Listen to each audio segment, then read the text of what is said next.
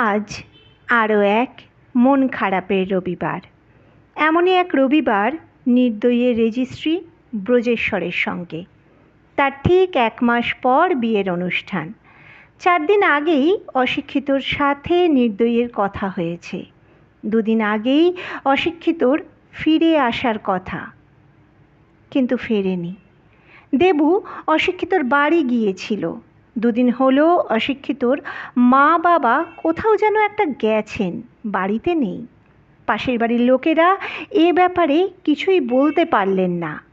এদিকে ব্রজেশ্বর ওর মা বাবা আর খুব কাছের 2-1 জনকে নিয়ে নির্দয়ীর বাড়িতে উপস্থিত।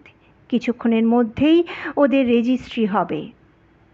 নির্দয়ীর চোখ সদর দরজায় আটকে আছে। কারোর কোনো কথাই ওর কান অবধি পৌঁছচ্ছে না। শুধুই ভাবছে, এই বুঝি অশিক্ষিত এলো।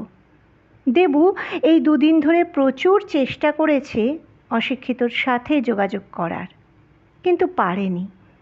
অবশেষে নির্দয়ী আর ব্রজেশ্বরের রেজিস্ট্রিটা হয়ে গেল। স্বপ্ন ভেঙে গেল। কিন্তু তবুও ভালোবাসা ঘৃণায় পরিণত হলো না।